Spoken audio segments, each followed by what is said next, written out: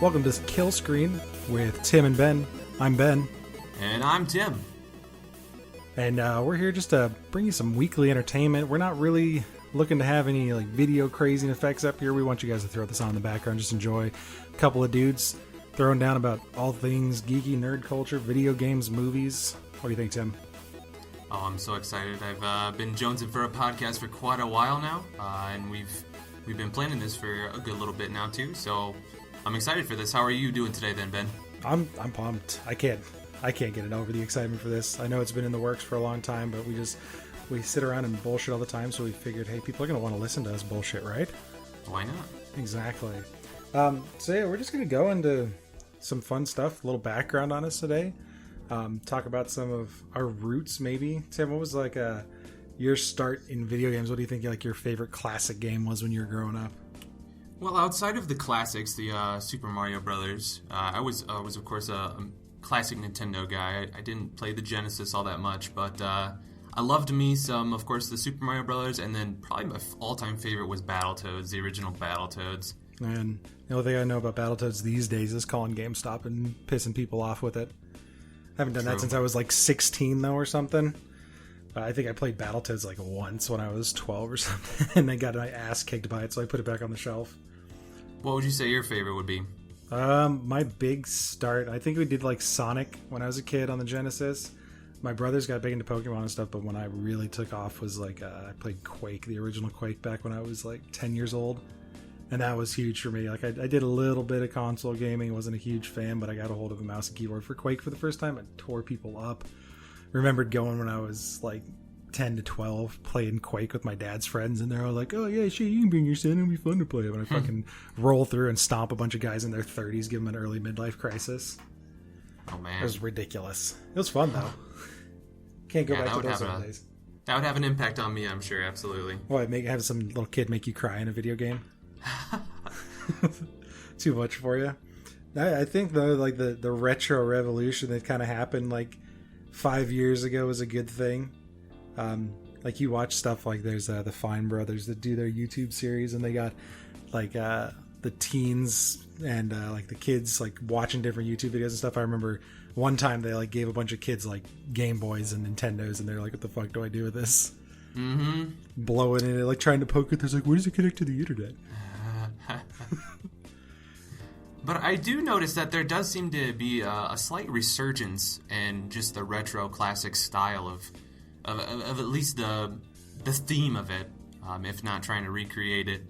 Well, I don't think you're ever going to get away from that. It's easier to create that these days, especially with the Unity editor and stuff like that out there. It's an easy way to get into creating video games. That's a good foothold for people to start on. And most of these indie guys, you can't say that if they didn't have the opportunity to develop somewhere else that they wouldn't take. I'm not saying that everybody's going to jump at the chance, but if someone's given an opportunity to a AAA title, they might jump on that.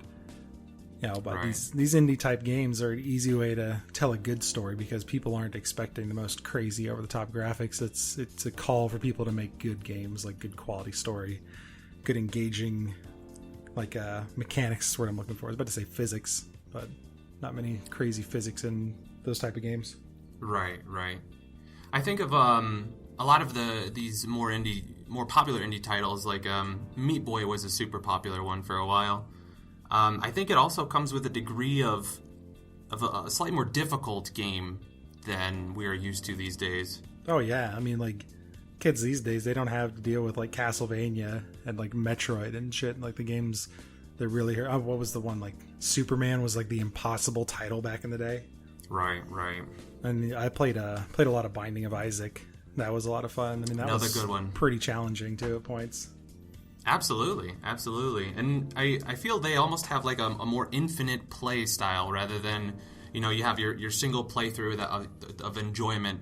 These more indie games in the classic retro style have much more playability, I feel, than a lot of current casual games. Well, they fit the party aspect too. Absolutely. I think my all-time favorite one right now, I could definitely say, is Crawl. It's this title that came out last year. Went into testing, and it was one of the few games that I pre-order these days, and this one was phenomenal because we hooked up 4 friends on controllers at my house and threw it on the TV and streamed it. And it's ridiculous. It's got these old retro graphics, but it's just shit that you would never have been able to see when you're a kid. it's 3 people controlling monsters. One dude's the hero, but whoever like takes over a monster and gets the last kill becomes the hero, and you're trying to survive and get out with your soul. It's insane, but it's got that retro feel, and it's just super cool because they can do all sorts of crazy stuff with it with today's technology. Oh, absolutely. Especially being able to stream it nonetheless. What an amazing technology we have that's so easily accessible. What a time we live in. It's so exciting. It is. It really is. I think a big thing for it, though, has got to be like price point. Because, I mean, those guys aren't like gouging. Like, I mean... True. We're gonna kind of go into our beating a dead horse section here, talk about price gouging and pre-ordering and shit. But, like, look at Star Wars. It just came out. Battlefront. It's $110 to get all the content for that game. It's a $60 fucking box. And then a $30 or what is it, $40 season pass. No, $60 box. It's a $49.99 season pass. Right, I'm looking at it right here. It's insanity. 110 fucking bucks to get all the game's content. And the only reason these guys are doing it and can get away with it is because they got like LucasArts backing them up. And it's like, look at our huge fucking dick title of Star Wars. You have to play it because it's fucking Star Wars. And people are going to slap down the money for it. And as much as people want to be like, hey, we can stand up and not pre-order the game and they'll not stop making it, that's bullshit. They're going to keep making the fucking games because it's Star Wars and people are going to gobble that up. Exactly.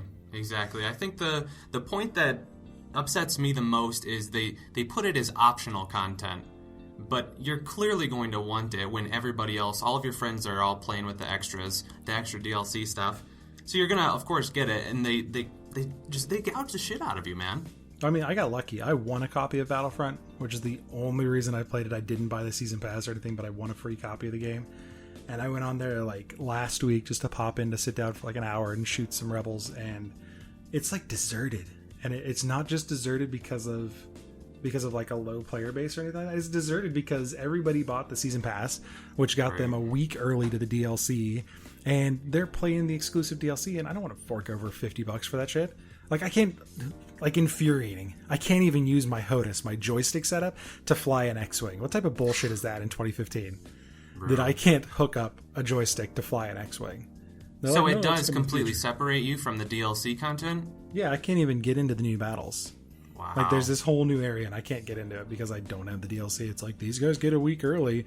Everybody's going to get to play it. So if you can play it now, I think, as of, like, this week. But last week and the week before, it was pre-orders for the DLC, and, like, the season pass dudes get in to play early. So the content was done 2 weeks ago. Right. But it was just an incentive. It's like, come fucking pay us more money. Okay. Well, with that, the season pass, does this mean that we'll be seeing new content each month? You're supposed to get like 4 new maps or something. Like, I mean, this is how much I don't follow it because I'm not gonna pay that stupid amount of money.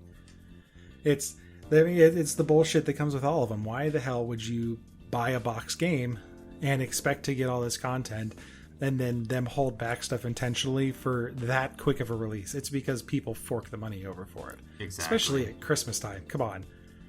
Some kid's already got the game and his parents are like, we bought you the DLC for Christmas, and the kid's like, oh, sweet.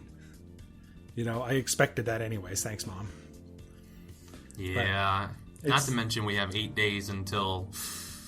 Oh, hype, the Star Wars is real. Oh, yeah. I mean, that's a huge driving factor for it. And I know it's not just kids buying the stuff or their parents, They're catering to a big audience of, like, older adults, too. I mean, the average age of a gamer these days is men and women. It is between, like, 22 and 32 or something. Mm-hmm. Yeah, I can see that. It's people with jobs with the money to throw down on it, and they're just like, sure, we'll play it. But that's expensive to me. That's ridiculous. I just can't stand that. Yeah, the nickel and dime is absolutely real. Kind of beating the dead horse, though, I did want to note on something pretty cool. We were just speaking of earlier, the real-life mod for Battlefront. Oh, my God. It does look pretty cool. It does. I pay $110 for that game. I'm not going to lie. That looks phenomenal. The real life 4K mod, like I don't remember who it was that put that out. It was the real life mod by Sweet Effects, I think. I'm like clicking it and trying not to play it to like blow my ears out. It's Star Wars Battlefront real life mod 4K Sweet FX. Yep, that's it. That's it. I mean, that's amazing. It really is. I'd have paid $110 for that game with like the Oculus Rift and stuff becoming a consumer ready product. Gosh. Yeah. See, this is the level that EA needs to get on. EA, if you ever listen to this stupid podcast, fucking get on that modder's level. Go hire that guy to do your effects for you. Absolutely. If it comes to a day and age where that is the standard, that's going to be expected, and you better deliver. I mean, this game's been out for a month, and this is what this guy's been able to do with a mod. Come on. Yeah. It's insanity. Yeah, it really is. And I don't think there's like native mod support either. I don't know if they allow you to modify the client and play online or something. I read somewhere that there was some bullshit that EA's put out that's like, not allowed to mod their official titles or play online with mods. You have to all this testing's done in offline mode, I think. Right. I did see some footage, honestly, of some early footage of the game, and honestly, it looked a lot better. Not necessarily like graphics wise, but the content and what they were doing in the early footage looked really cool. Not that this current stuff doesn't, but I feel like they may have scrapped a lot of the good stuff. Really, there was some good stuff then. I mean, it's a lot of it's still now, the Walker Assault's a game mode. Looking at the game in terms of pure shit to do, there's a lot. There's 8 or 9 game modes. There's a plethora of maps for each mode. The only one I think there's one map for is Aerial Assault, which I haven't touched because can't hook up my fucking HOTAS. Right. But they've got a ton of options and character customizabilities there. If they didn't try to price gouge people, it'd probably be more popular. I'm not gonna lie. I would agree 110%. Problem is EA's got Origin. They don't want to move off of their own system. If it was on Steam, that Steam sale would be good. Oh man, yeah. And people would be all over it. But yeah, it's just them trying to gouge. It's got to be something to do with their expectation of console prices being able to translate over to PC prices. Mm-hmm. And you can't do that. There's just too much in the PC market. And then you look at stuff like the Real Life mod from SweetFX, and you cannot try to even compare console graphics and playability to PC graphics and playability. And if you try to pull some bullshit about a controller, I can hook up any controller to a freaking PC. Exactly. It's gonna be the future. It's eventually gonna get there, but consoles are there now, and with that, EA is gonna expect you to pay $60 for a console game, $60 for a PC game. And if they can gouge you at that extra $50, they're gonna do it. Yeah. They're actually, I would say they're one of the few remaining companies or really methods of game production that can get away with price gouging. Really, in the world of free-to-play games, it's hard to get away with that. Oh yeah, absolutely. Uplay's doing it too, but so you got Uplay. They've got Rainbow Six Siege on there, which scares me because the Division's coming out next year, and oh yeah. I'm afraid I'm going to have to fork over $60 for that game, and I like Tom Clancy games, and Division looks really good. Hopefully it comes out next year anyway. Yeah. It's supposed to be beta early next year, but if they don't bury it in fuck-ups like they've done before with other Tom Clancy games. So, get this too. So this new Rainbow Six Siege, right? Just a little tidbit for you. I saw a buddy posted this directed me to this on Reddit the other day.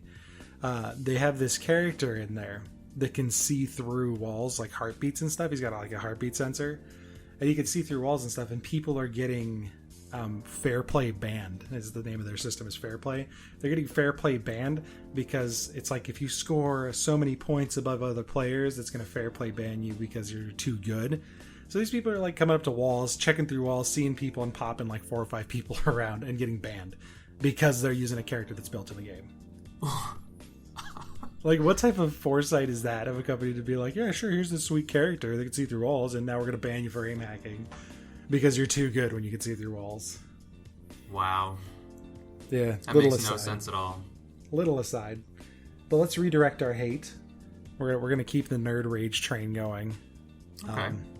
Because there's a company that when we originally planned to voice this a week ago, we were still hyped up on the hate train for these guys, but they're trying their hardest, but fuck Oddshot TV. Just saying. Right. You want me to give a quick little rundown of what this is then? Explain it, because these guys make me a little salty. Right. So basically, it is a replacement or an attempt to replace YouTube highlights for various streams, and it's actually anyone can go onto the site and utilize this program to capture bits of a live stream and completely set that up outside of their monetary gain. So normally a streamer will want to highlight part of their live stream, put it up on their YouTube, advertise that YouTube clip, and gain the ad revenue off of that. But people are able to just capture these highlights of the stream and play through the program and just advertise through that, through the various social means of Reddit and the like. And the live streamer is unable to attain the ad revenue whatsoever. Yeah, it's a complete disconnect, and it's not just the streamer or just the streamer's mods gets to do it. If you've got the application, like the extension, and you type !oddshot, it captures that thing for you, which is ridiculous because some of these people, I'm not me personally, but some people out there do streaming for a living, and they lose a lot of revenue because they don't get to do their highlight clips to YouTube. Absolutely. And I think Facebook is doing the same issue, really. They're taking the ad revenue away from YouTube as well. Yeah, because you're not viewing it directly on YouTube, so you're not viewing YouTube ads, you're viewing Facebook ads.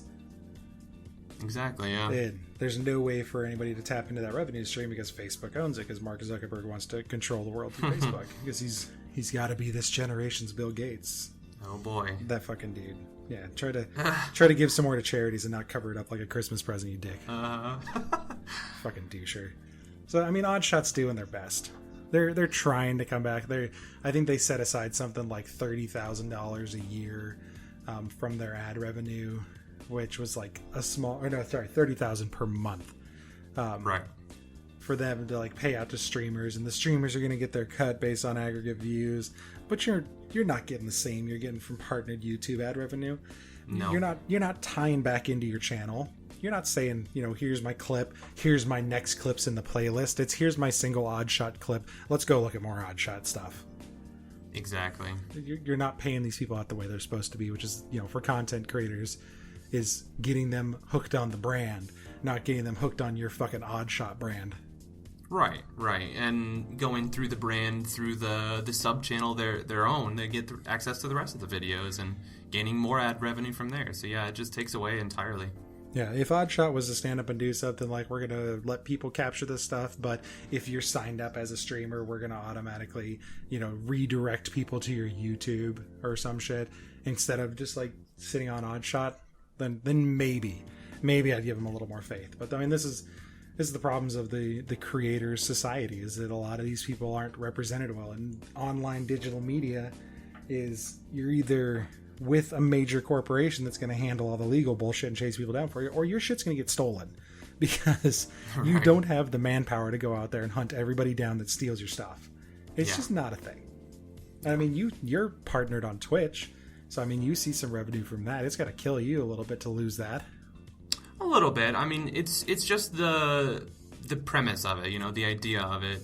I know a lot of people are making a lot more revenue off of this, so a lot of people are truly missing out on this. But yeah, I feel like their attempt at a partnership kind of is them saying, please don't not use our stuff. But what I really think this is doing is forcing, like for instance, Twitch to provide this kind of service, because obviously there is a demand for this. The actual the Twitch highlight service it's not all that good, and exporting to YouTube is not all that good either. It needs to be a little bit more streamlined, and hopefully this kind of program will just make the demand that much more clear of what services need to be provided. Yeah, I mean, because there's a huge difference between looking at highlight clips of somebody playing and watching them on a live stream. Watching a live stream replaces like watching TV at night. You're not sitting there expecting them to make hot plays all the time, but stuff like Oddshot and stuff like, YouTube is designed for that, exactly for, the highlights of your game and stuff like that. It's not designed for watching 30 minutes of content, but exactly. I totally agree. Oddshot basically needs to be Twitch's answer to see that, shit needs to get fixed, because they've got such a huge handle in the market already. Why not? I mean, they're doing the music, they're doing the podcast thing now, they're doing the creator studio, which is super cool. Bob Ross, creator studio. I gotta wear my t-shirt and go watch the Bob Ross episodes again. I got this sweet this sweet t-shirt that's got Bob Ross on it, and it says, "There's no mistakes, just happy accidents." I'm like, yeah. Oh, yes. Oh, Making yes. life better, one happy tree at a time. So, I mean, That's right. enough with the negativity, I guess. We're not a pure hate team of friends here. I mean, we are super excited for other people delivering us some hatred in terms of Star Wars. I know you've been really excited recently about the Darth Jar Jar videos that have been coming out. Oh, this theory is just absolutely fascinating, and I'll actually talk to people. I'll talk to people that I haven't spoke to about it before at all, and they bring it up to me like they are already fascinated. You know, their minds have already been blown by the theory. But so I got a fun story before we dive into it. Go for it. It's just gonna make you giggle. I was out at a work party last week, just having a little happy hour, and I was talking to one of the guys that's not in my department, and I was like, "You seen this, Darth Jar Jar thing?" And he's like, "What are you talking about? I hate Jar Jar Binks. He's the worst." And I was like, "Dude, you got to go look at these because Jar Jar wasn't necessarily the problem. It was George Lucas not having a spine." He's like, "No, you're ruining my evening. Stop it." And I started going into details. He's just like, "Stop! You're ruining the prequels again for me. I want to keep hating Jar Jar." Oh god. So give like the 2-minute synopsis of why Jar Jar is actually a cool dude and he should have been featured in second and third films more. Well, I mean, bottom line, you want to check out this Reddit post. I mean, you can't really miss it. Just Google Darth Jar Jar. Probably the number one post will be this Reddit post talking about this. And we're gonna throw a link in the comments too. Yeah, absolutely. It just goes and shows side-by-side comparisons between this drunken boxing old style of martial arts and how Jar Jar is actually not quite the idiot that we all perceive him as. And they show some other examples of him actually doing a 20-foot twisting somersault or something, and it's just casual. It's thrown, and they bring up the point. If this were done by a Jedi, it wouldn't be there wouldn't be a second thought on it. But because of this quirky Jar Jar guy, we somehow overlooked it. And there's just so many various elements throughout the movies that show, or not necessarily show, but hint at him being a little bit more educated and intelligent than we perceive him as. Yeah, I think there was a big thing too with the mirroring and the similarities of the prequel trilogy to the first trilogy that came out. Was George Lucas saying, we need to mirror the feeling of that and have similar characters that people can recognize with, but tell a different story. And there was like a behind the scenes thing where he's even saying stuff like, it's all about Jar Jar. If we can make the Jar Jar thing work, it's gonna make sense. And you're just like, what the fuck were you trying to do? Why didn't you finish it? Why did you just give us this idiot and let us think nothing's different? That you just are a terrible writer in your old age or something. Right. I think there is a quote of him, Jar Jar is the key to all of this. And if you think about it, like looking at the prequels as they are, obviously Jar Jar has a very minor play in it, and it doesn't seem to have much fitting. But really he might, if you look at the similarities and what's going on in this Reddit post, there might be a lot more there. Oh yeah. I mean, there was that and the old storytelling thing that Lucas brought up liking to do, and saying that there's an adage in old storytelling where it's the hero finds this inadequate, nothing, meaningless kind of creature on the side of the road, and he turns out to be the master wizard. And you look at the mirroring thing, and that's Yoda. Yoda. Yeah, he was a pain in the ass when you first meet him. He's like beating the crap out of R2, trying to steal bumbling stuff. Old goofy Yoda, yeah. And then he turns out just to be the crazy master Jedi. And it's definitely, like, you look at it side by side like that and you realize, holy crap, this is not Jar Jar's fault for being a bad character. It's George Lucas's fault for not having a spine. Right. Because people picked on him and he didn't want to get his feelings hurt with Jar Jar in the movies. Right. The reception of Jar Jar was entirely negative, and that probably most certainly discouraged him from continuing where they wanted to go with that. People were going to buy it. People were going to watch the movie if he had just stuck it out. Because, I mean, how long does the bumbling buffoon thing last for Yoda? Like 15 minutes max? Oh, yeah, if that. So, and then you're doing that for the whole first episode. If you're going to do that, follow through, because then people are going to get to that second episode. They would have seen all the crazy stuff that he does as actually him being this maniacal genius and being in control of the Sith, and that would have just been mind-blowing. just to have it. It would have been mindfuck. It would have been like the Vader reveal. You know? Exactly, and that's what I think he was going for. Yeah, I mean, he would have just it would have killed. And I mean, I have faith in JJ to do well in episode 7. I kind of like, after watching this, I hope he just kind of let the Jar Jar thing be laid to rest as it was and not try to resurrect this idea. And I have faith in him. I have faith in him not to back down when people doubt him, because you know that man can deliver. Oh, absolutely. I mean, he's just got so much going for him in this movie, and like, people have talked about this next episode of Star Wars just, you know, being the defining moment of JJ's career. He's done so much awesome stuff already, but like, this is going to entrench him for forever as a master filmmaker. 100%, and he has the entire weight of the world on his shoulders right now, and oh my gosh, I would not want to be him next week. I know. The stress. I'm not even going to opening weekend. Like, I mean, I got 2 kids now, so it's really hard for me to kind of get packed up and go to the theater and stuff like that. And Rochelle wants to go back through the movies and watch them in Machete order she's never seen Machete order, which is, you know, just like kind of disgraceful for me as a husband. I gotta go back and fix that, but we're gonna check them out and make sure she sees them in Machete order, and then we're gonna go see them like a week after, you know, kind of let the holidays die down a bit. Right. But yeah, we have the same plans. Yep, I don't think I need to be there opening night now. Now, in like a couple of years, when the next episode comes out and Adia's like 5, you know, getting close to old enough, and she gets to see him for the first time, then hell yeah, we're gonna go. Right. And I mean, at that point, see, I've got my evil master Jedi plan here. She's gonna get old enough to get be into Star Wars. We're gonna watch the movies that are out together at that point. And then we've already got plans, like, from the grandparents that in like a few years we're going to Disney, and we're going to the Disney with the new Star Wars park. So I'm like getting to live my inner kid nerd fantasy. I'm like, I'm gonna go with my kid. We're gonna dress up as Jedi.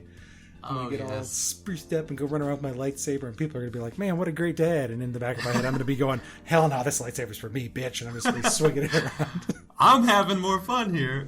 My kid's gonna be like, "God, Dad, you're embarrassing me. I'll just give you another beer and let me be Luke."